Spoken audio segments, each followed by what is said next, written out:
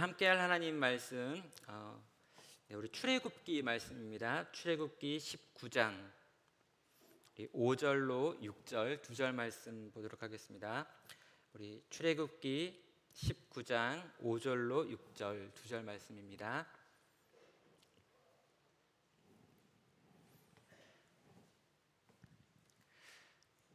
오늘은 오늘 제가 이제 개간 강의를 하려고 하는데요. 우리 출애굽기 전체를 요 1시간여의 시간 동안에 좀 개간을 하려고 하는데, 우리 강의안을 준비했는데 강의안 혹시 우리 인쇄하러 가셨죠?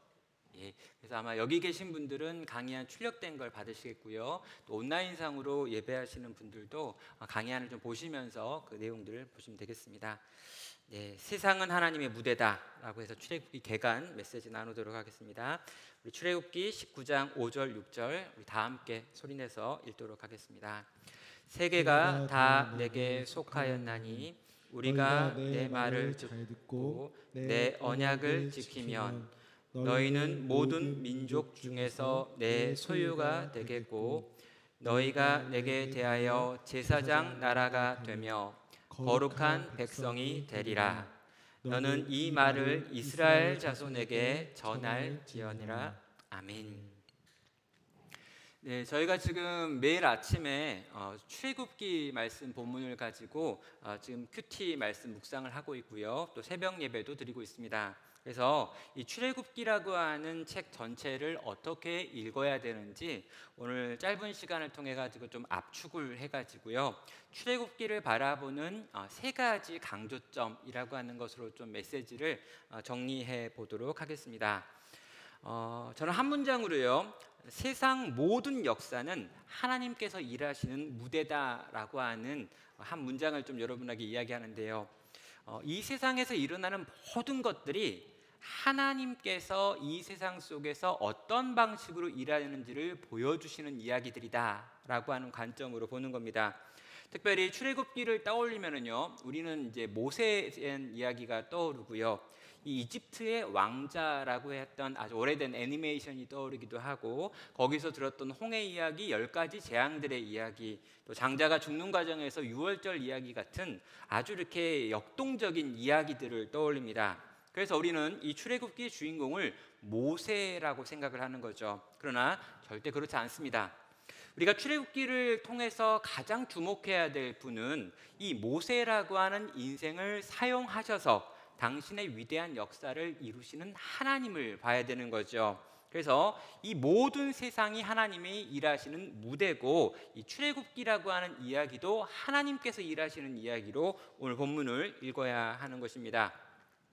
우리가 출애굽기를 읽으려면요, 먼저 그 문맥에 해당하는 창세기를 좀 정리할 필요가 있습니다. 창세기의 가장 기본은 창조가 시작됐다라고 하는 거죠. 그래서 1장, 2장을 통해서 창조에 대한 이야기가 나옵니다. 그리고 3장을 통해 가지고 이 타락의 이야기가 나오죠. 첫 번째 실패였고요. 인간은 이 죄로 말미암아 타락하게 되어 에덴에서 추방됩니다.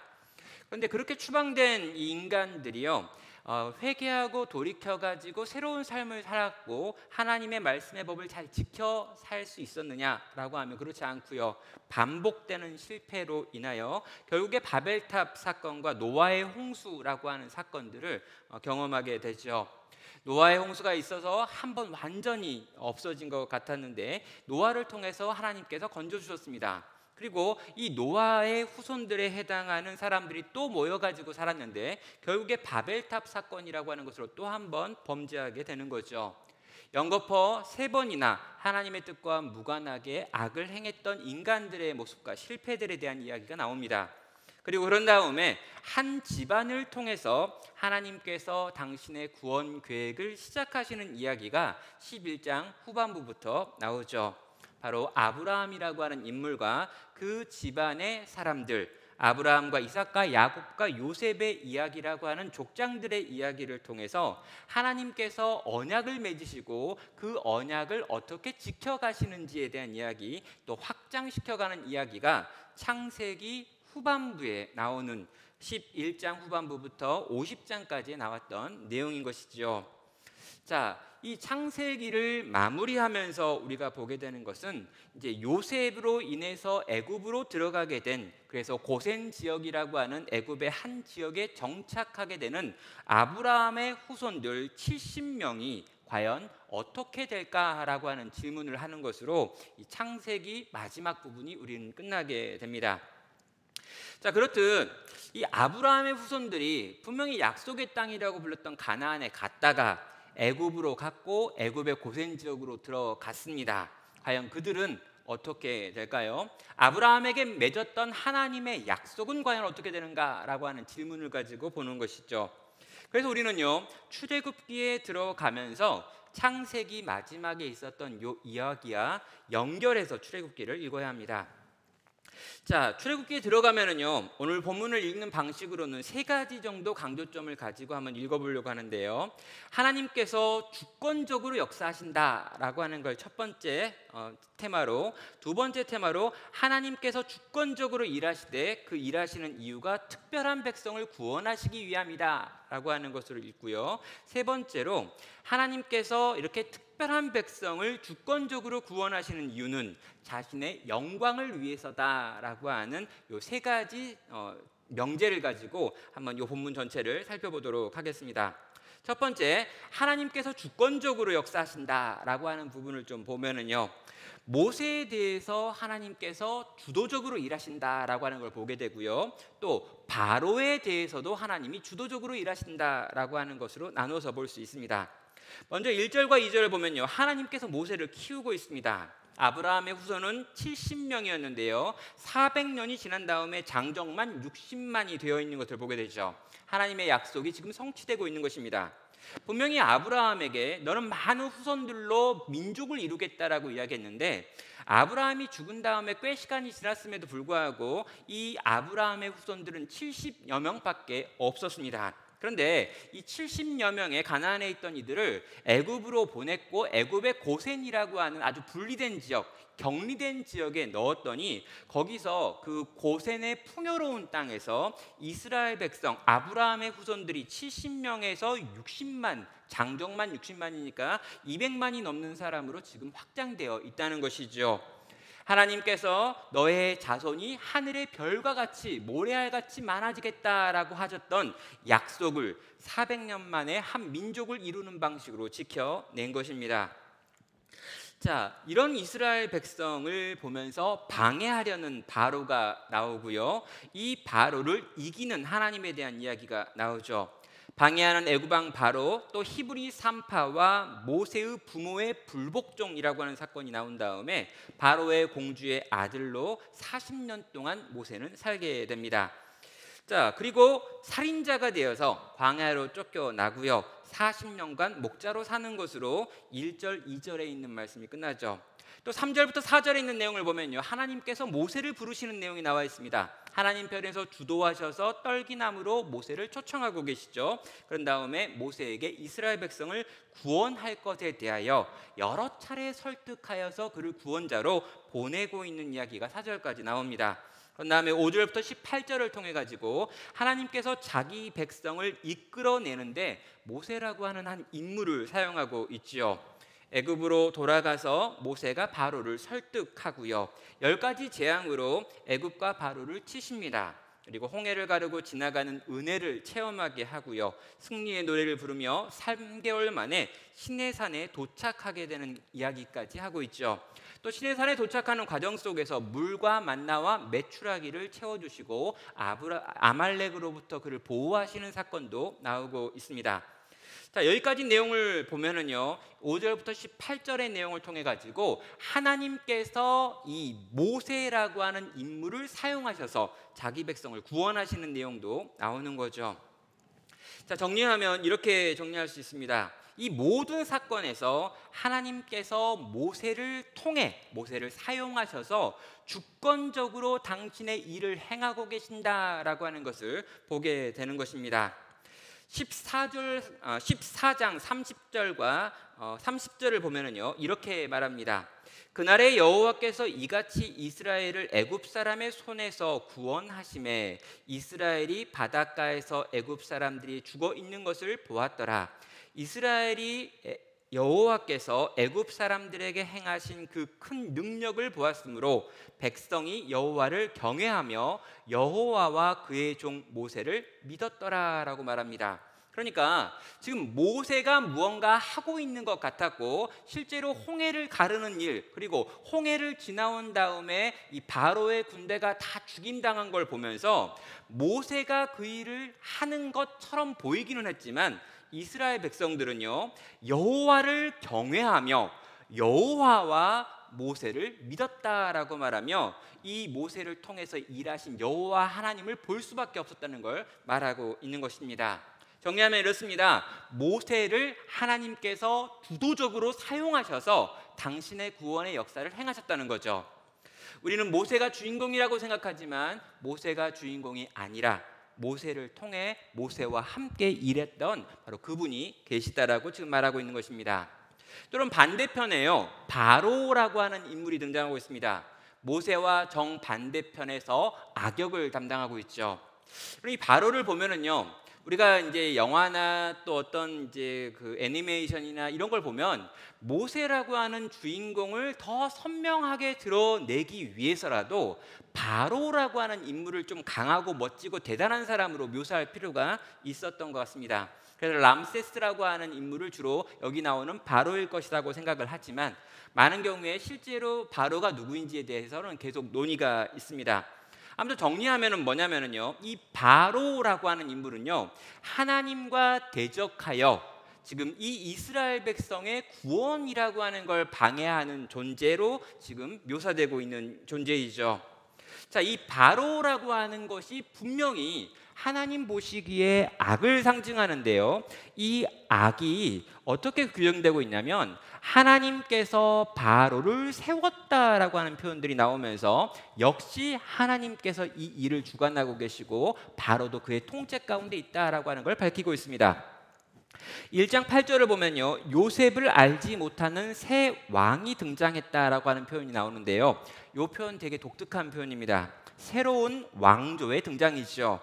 그 전까지 400여 년을 이끌어갔던 애굽의 왕조가 있었습니다. 그런데 이 왕조는 요셉을 알고 있고 요셉에게 받은 은혜를 기억하고 있던 왕조예요. 그런데 이 왕조가 뒤집어지고요, 혁명이 일어나고요, 새로운 종류의 왕조가 세워지면서 지금 요셉을 알지 못하고 실제로 싫어하는 자들이 나온 거고, 그로 말미암아 이스라엘 백성이 이제 학대를 당하게 되는 일이 일어났다라고 말하죠.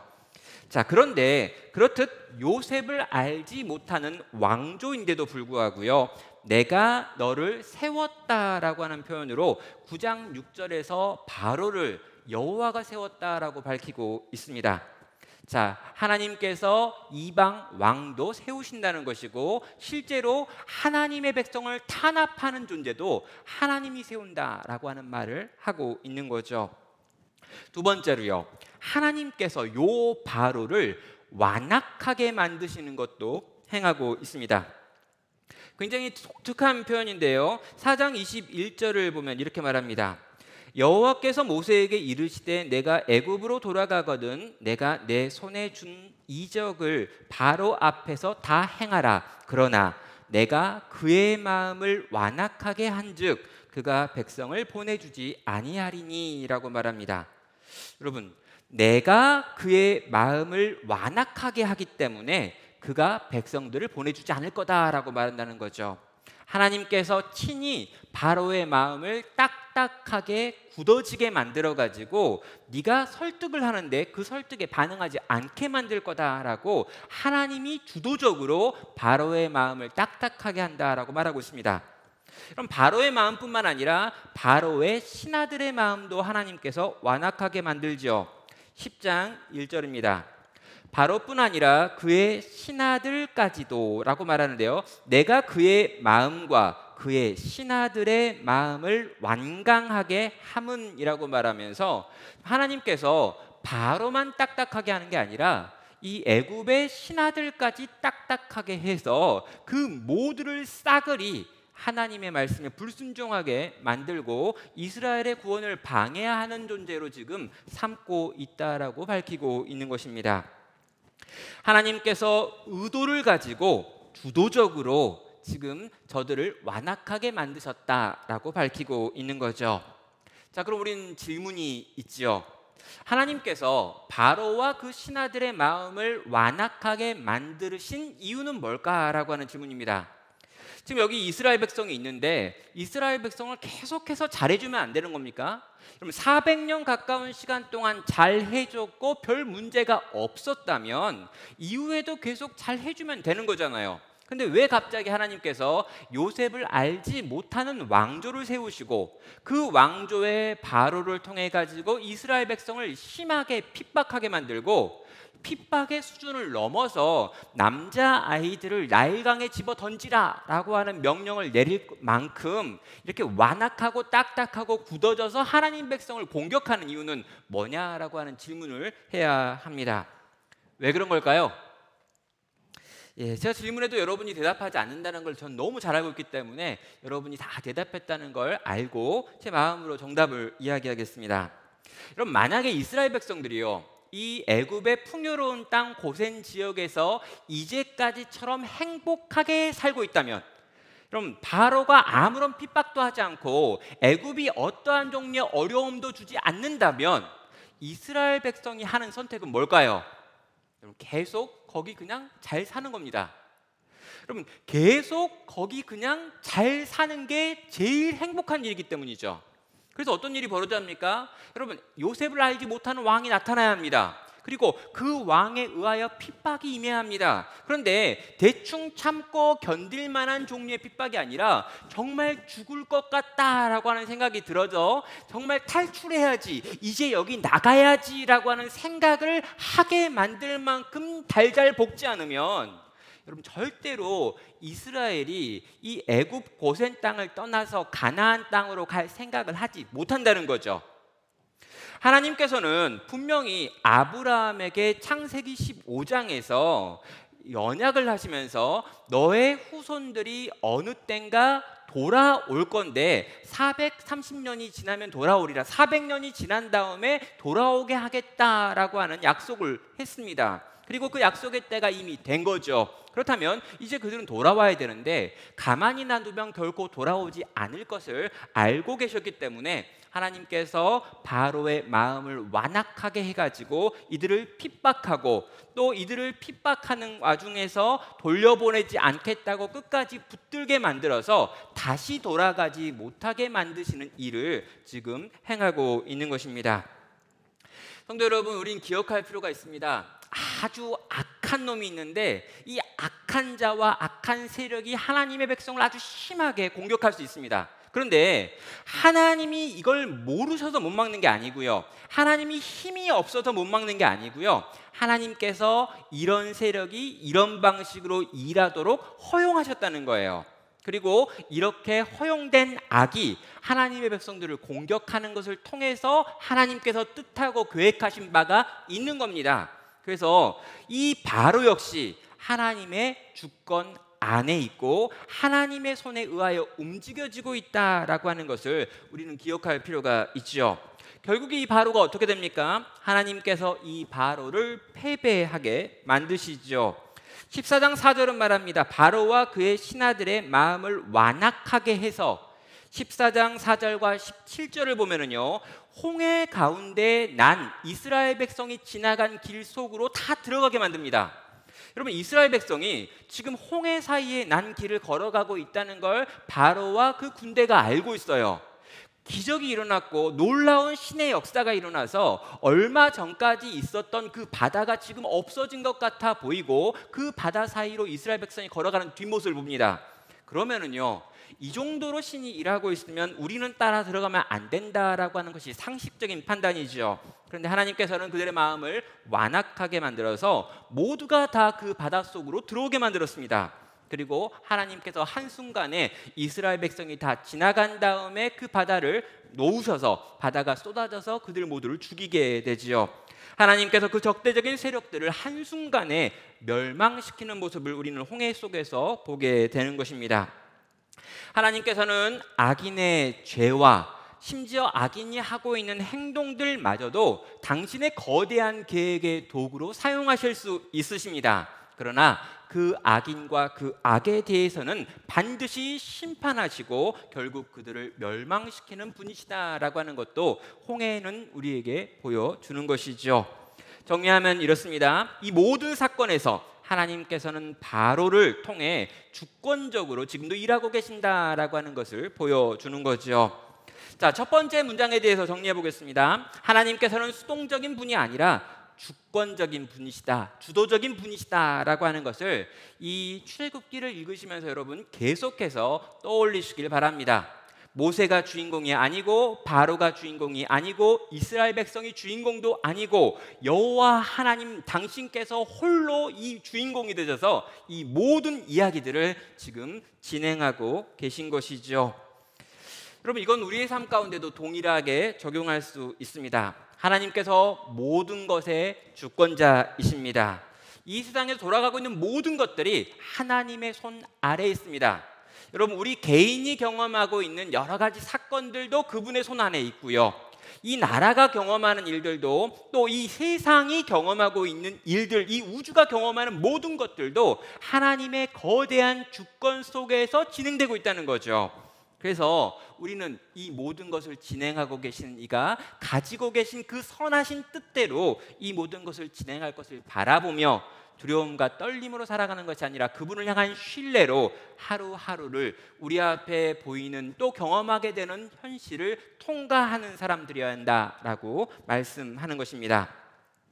두 번째로요, 하나님께서 주권적으로 일하시는 이유가 뭐냐라고 물어볼 때 특별한 백성을 구원하시기 위하여 그런 일을 행하고 계시다라고 지금 설명할 수 있습니다. 하나님께서 주권적으로 일하신다면 과연 무엇을 위해 일하시는 겁니까? 라고 우리가 질문하는 거죠. 정답은요, 하나님이 택하신 백성을 위해서 하나님이 지금 일하고 계시는 거고요. 그 택하신 백성의 구원, 다시 말하면 이 구원이라고 하는 건 구별이라고도 쓸 수 있기 때문에 택한 백성의 구별 곧 구원을 위해서 하나님은 지금도 이 모든 일을 주권적으로 행하고 계시다라고 보시면 되는 겁니다.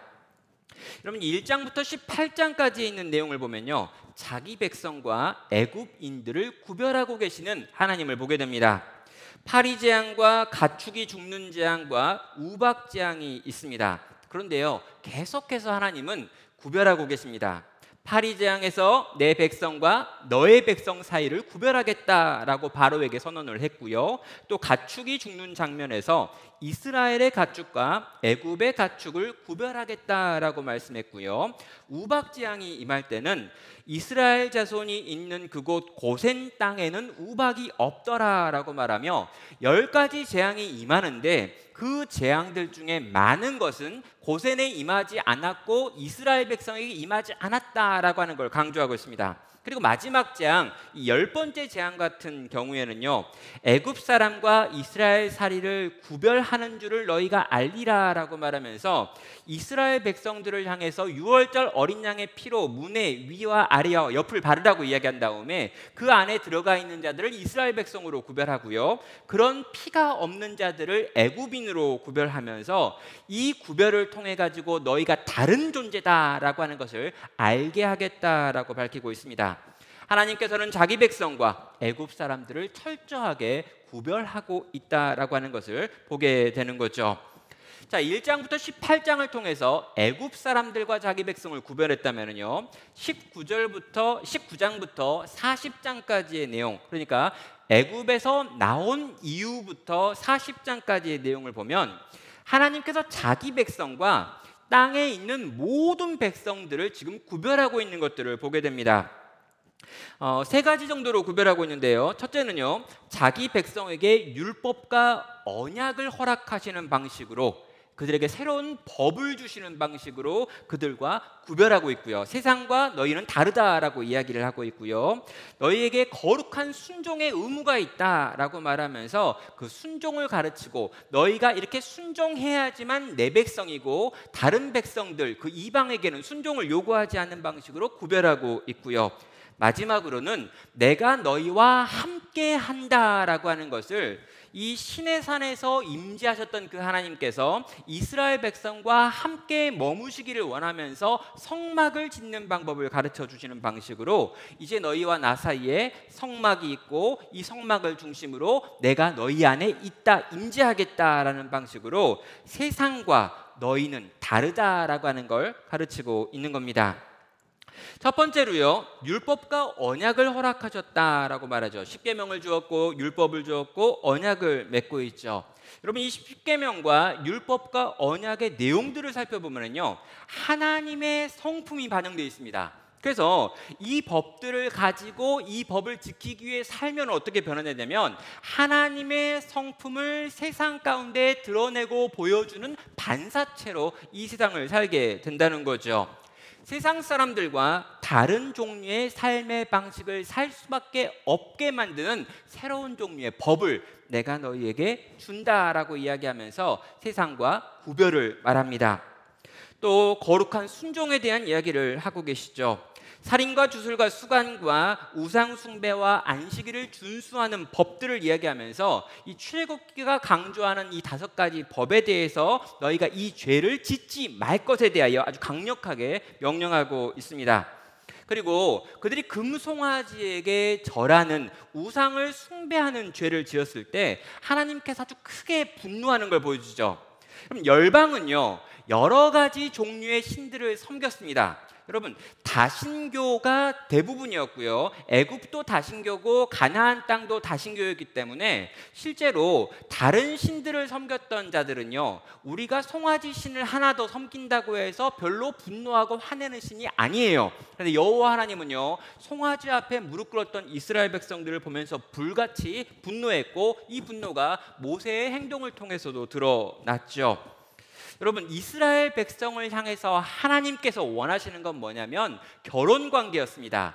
나와 네가 만나 결혼했고 우리가 결혼했기 때문에 서로가 서로를 향해서 친밀할 뿐만 아니라 다른 것들에 대하여 배타적인 관계가 되는 것, 이게 하나님께서 원하셨던 방식이고 온 세상은 다 여러 신을 섬긴다 할지라도 내 백성은 그러면 안 된다라고 말하며 거룩한 순종이라고 하는 것이 너와 세상을 구별하는 것이다 라고 지금 분노하시면서 가르쳐주고 있는 것입니다.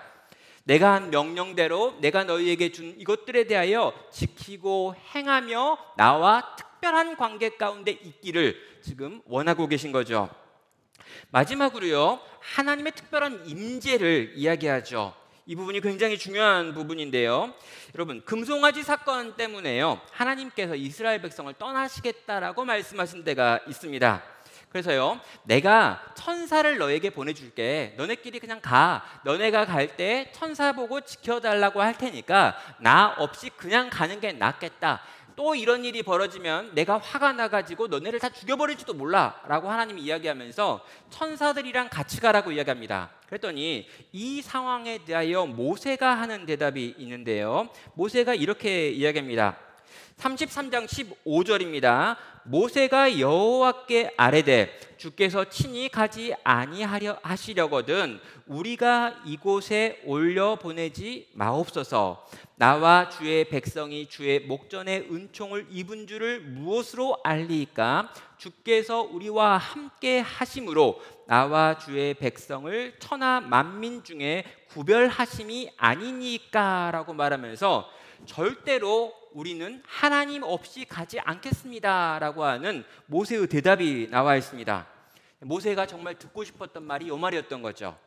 내가 너한테 돈 줄 테니까 이걸 가지고 너 혼자 맛있는 밥 먹어 라고 이야기했더니, 여러분, 이 자식이 뭐라고 그러냐면 내가 돈이 필요하고 맛있는 걸 먹고 싶은 게 아니라 엄마랑 같이 밥을 먹고 싶은 거예요 라고 말하면서 지금 돈 없어도 되고 라면 먹어도 괜찮으니 엄마랑 같이 갈 거예요 라고 지금 떼를 쓰고 있는 게 여기 나와 있는 모세의 모습인 거죠.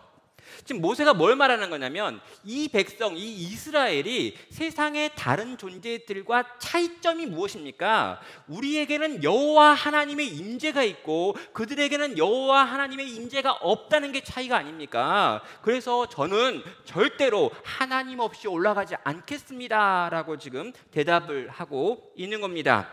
이스라엘이 가장 구별되어지는 짐으로 하나님께서 그들 가운데 임재하신다라고 하는 특권임을 그는 고백하고 있는 거죠.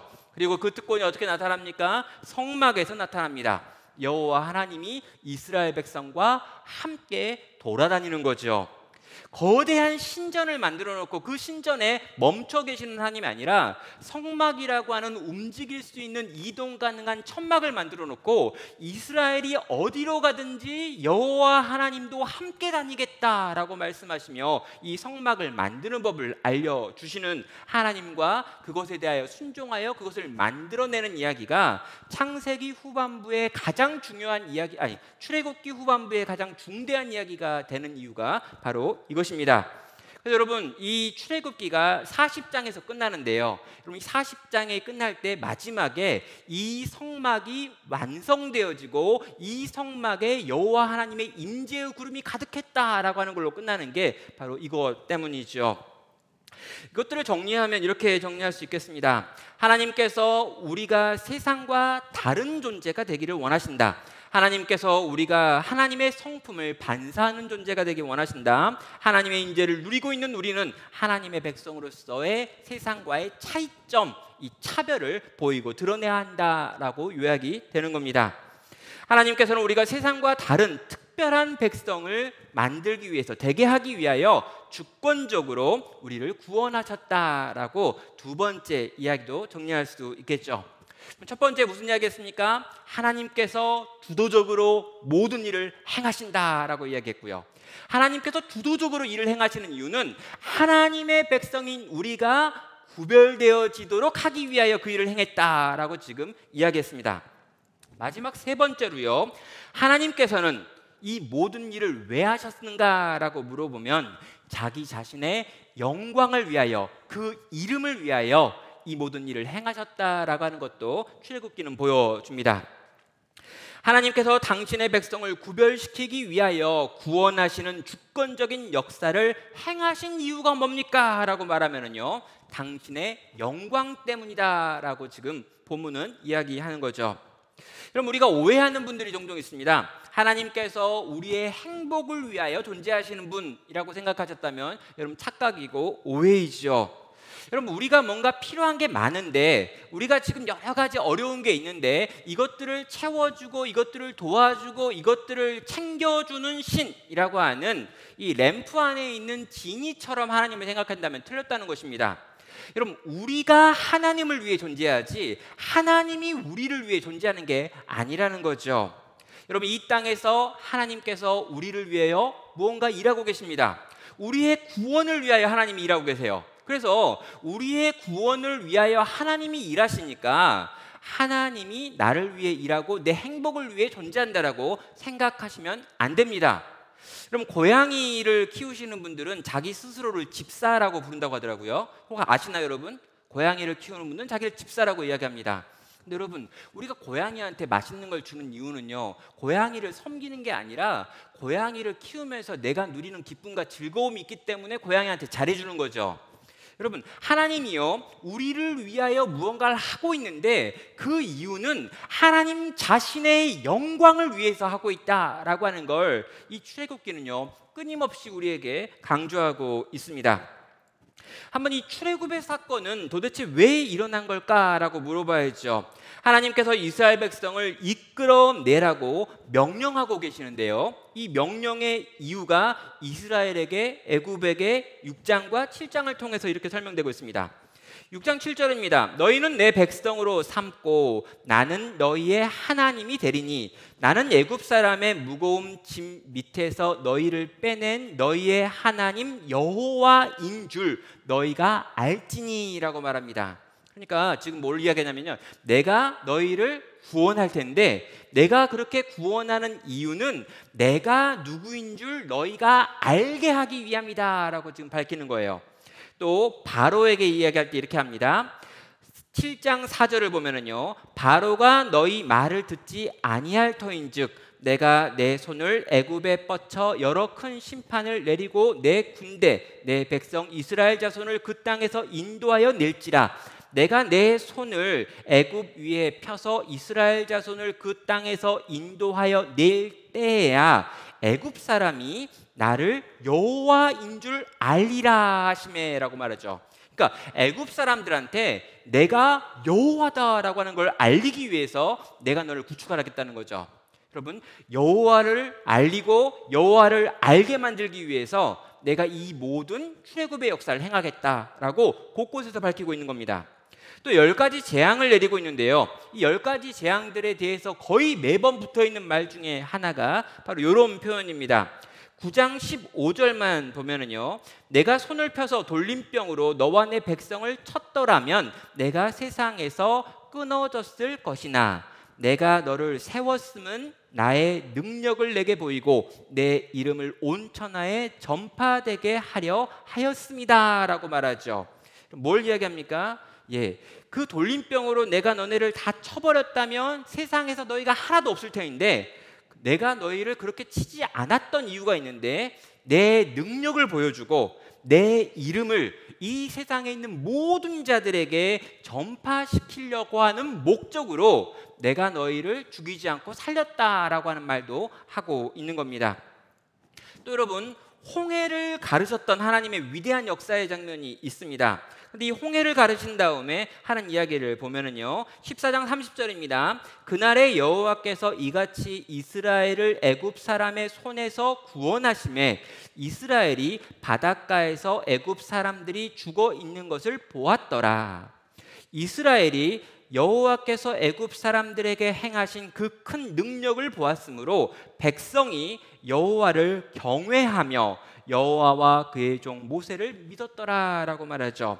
여러분, 이 홍해를 가르시고 이 홍해 가운데 들어온 이 애굽 군대를 다 죽이시는 사건을 통해 가지고 여호와께서 행하신 그 큰 능력을 이스라엘 사람들에게 보게 했습니다. 그리고 이 백성이 여호와를 경외하며 여호와와 모세를 믿게 만들기 위한 도구로 이 홍해라고 하는 사건도 사용했다는 거죠. 정리하면 무엇입니까? 하나님이 행하신 모든 구원의 역사는 하나님 당신의 이름과 영광을 위하여 행하신 것이었다는 거예요. 그래서 하나님의 구원의 모든 역사를 경험했던 이스라엘도 여호와 하나님의 영광을 찬양하고 있고요, 심지어 그 하나님의 능력으로 말미암아 죽임당하거나 그 능력을 보았던 이방 민족들도요, 여호와는 여호와시구나라고 하면서 하나님에 대하여 경외하는 반응을 보일 수밖에 없게 만드시는 것이 이 출애굽기에 나타나 있는 모든 사건들이 가리키고 있는 내용이 되는 것입니다. 하나님은 모든 신들보다 더 크신 분이십니다. 하나님께서는 하나님의 영광을 위하여 이 모든 구원의 역사를 행하고 계십니다. 우리는 우리에게 있는 구원을 보면서 끊임없이 이 여호와 하나님을 찬양하도록 지어졌다는 것이지요. 정리해 볼까요? 여러분, 이 출애굽기는 여호와께서 주도적으로 행하시는 일들을 보여줍니다. 그리고 이 여호와께서 주도적으로 행하시는 일이 우리를 구별하시는 일, 우리를 구원하시는 일이다라고 하는 걸 보여줍니다. 그리고 우리를 구원하시는 그 일을 주도적으로 행하시는 이유가 하나님의 영광을 드러내고 그 영광을, 찬란한 그 영광 앞에서 우리로 하나님을 찬양하게 만들기 위해서 이 출애굽기에 나와 있는 모든 하나님의 구원의 역사가 있다라는 것이죠. 그럼 이 진리를요, 우리는 그대로 우리의 삶 가운데 가지고 와야 합니다. 우리가 지금 경험하는 모든 일들은 하나님의 주도권 아래에 있습니다. 하나님이 주도하시며 이 모든 일들을 우리의 삶 가운데 허용하시며 당신의 역사를 행하고 계신다는 거죠.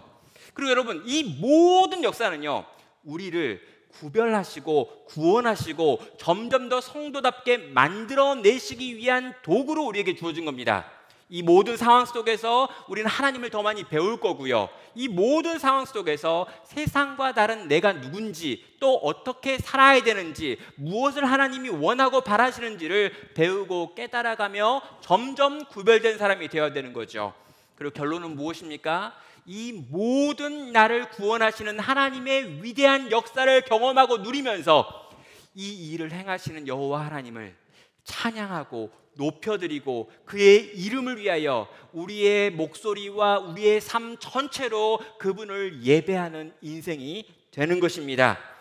이 출애굽기 말씀을 계속해서 묵상하는 가운데 이 세 가지 관점을 가지고 이 본문을 묵상하신다면 여러분께서도 하나님을 찬양하는 자리로, 점점 더 구별되어지는 자리로, 하나님의 주도권을 인정하는 자리로 나아가게 될 거라고 확신합니다. 이 시간 우리 들었던 말씀을 가지고요, 함께 찬양하고 함께 기도의 자리로 나아가기 원하는데요. 이 시간 우리 함께 우리 하나님께서 우리 가운데 행하실 일들을 좀 기대하고 소망합시다. 정말 이스라엘 백성이 지금 막 달려오고 있는 저 애굽의 군대, 그리고 자기 앞에 놓여 있는 그 홍해 앞에서 하나님이 어떻게 일하실지를 보자라고 이야기합니다. 그리고 하나님께서 위대한 구원을 행하시는 것들을 그들은 보게 되는 거죠. 거대한 바다가 갈라지는 걸 보게 되고요, 불로 된 벽이 적들을 막아서는 걸 보게 됩니다. 그리고 그 바다가 한순간에 없어진 걸 보게 되고요, 바다 사이에 난 길을 통과하는 것들을 경험합니다. 그리고 여호와 하나님을 찬양할 수밖에 없어서 터져나오는 찬양으로 그분을 찬양하게 되죠. 이 시간 우리 함께 찬양할 때 우리도 그 자리 그곳에서 하나님이 행하시는 그 구원을 보게 해달라라고 구하는 마음으로 함께 이 찬양의 고백으로 나아가도록 하겠습니다.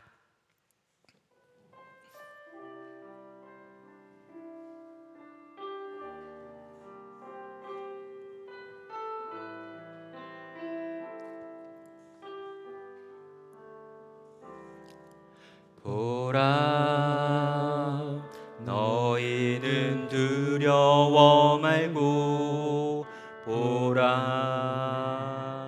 너희를 인도한 나를 보라, 너희는 지치지 말고 보라, 너희를 구원한 나를, 너희를 치던 적은 어디 있느냐, 너희를 억누르던 원수는 어디 있느냐. 보라, 하나님 구원을 보라, 하나님 능력을 너희를 위해서 쌓으시는 주의 손을 보라, 보라, 하나님 구원을 보라, 하나님 능력을 너희를 위해서 쌓으시는 주의 손을 보라. 네, 이 시간 우리 함께 합심하여 기도하기 원합니다. 하나님, 내 삶 가운데 일어나고 있는 모든 일들 속에서 우리 하나님께서 일하시는 것들을 보게 하여 주시옵소서. 내가 경험하게 되는 이 땅의 모든 현실 속에서 특별히 어렵고 힘들고 버거운 일들을 경험할 때 마치 하나님이 없는 것 같고 하나님께서 힘이 없는 것 같아 보이는 그 순간이라 할지라도 여호와 하나님께서 지금도 역사를 주관하고 계신다는 것, 지금도 여호와 하나님께서 나를 구별하기 위하여 애쓰고 수고하고 계신다는 것을 믿음으로 붙들고 나아가는 내가 되기 원합니다. 믿음으로 붙들고 나아가는 우리가 되기 원합니다. 이 땅에 코로나라고 하는 현실을 경험하게 하고 이 땅에 여러 가지 종류의 버거움들을 두셔서, 그러나 그럼에도 불구하고 이 모든 것으로 나를 더 주님 닮은 모양으로 빚어가게 하시는 하나님의 계획